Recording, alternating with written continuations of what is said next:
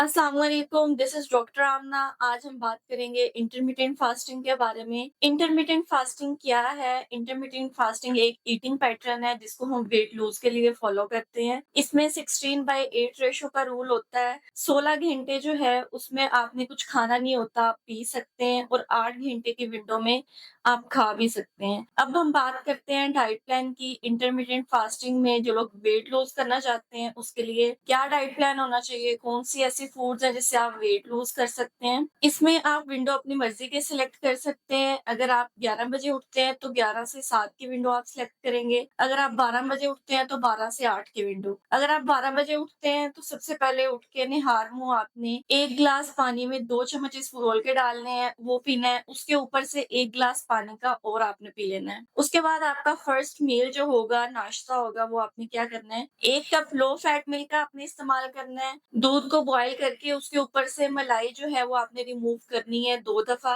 उसके बाद आप उसको इस्तेमाल कर सकते हैं। इसके साथ 1 सेब, 1 आड़ू या फिर 1 अंडे का आप इस्तेमाल कर सकते हैं। इन तीनों ऑप्शंस में से आप कोई भी एक चीज खा सकते हैं। साथ में 7 बादाम का इस्तेमाल आप कर सकते हैं। 1 से 2 बजे के दरमियान आप 1 कप ग्रीन टी का इस्तेमाल कर सकते हैं। 4 से 5 बजे के दरमियान कोई से भी 2 फलों का आपने इस्तेमाल करना है। आप 2 सेब खा सकते हैं या फिर 2 आड़ू का इस्तेमाल कर सकते हैं। 5 से 6 बजे के दरमियान 1 कप चाय या ग्रीन टी का आप इस्तेमाल कर सकते हैं। अगर आपने चाय का इस्तेमाल करना है तो उसमें दूध की क्वांटिटी बहुत कम होनी चाहिए, पानी की क्वांटिटी जो है वो ज्यादा होनी चाहिए। या फिर आप 1 कप ग्रीन टी का इस्तेमाल कर सकते हैं। 6:30 से 7 बजे के दरमियान आपने 2 गिलास पानी में नींबू डाल के इस्तेमाल करना है। अब हम बात करते हैं आपके डिनर की, जो कि लास्ट मील है आपका। इसमें आपने 1 रोटी खानी है। रोटी जो है वो जौ के आटे की भी हो सकती है, बेसन की हो सकती है। साथ में 1 कप सालन का आपने इस्तेमाल करना है। सालन कोई सा भी हो सकता है, कीमा आप इस्तेमाल कर सकते हैं, कोई भी गोश्त जो है वो आप इस्तेमाल कर सकते हैं। इसके बाद रात को सोने से पहले आपने 1 कप ग्रीन टी का इस्तेमाल करना है। अब हम बात करते हैं इसके साथ और कौन सी चीजों का आपने ख्याल रखना है। एक तो आपका वाटर इनटेक जो है वो बहुत अच्छा होना चाहिए। इंटरमिटेंट फास्टिंग करते हुए 12 से 13 गिलास पानी के आपने डेली बेसिस पे लाजमी पीने हैं। इसके साथ फिजिकल एक्टिविटी जो है वो लाजमी आपने करनी है। फिजिकल एक्टिविटी का बेस्ट टाइम क्या है? सुबह नाश्ता करने से पहले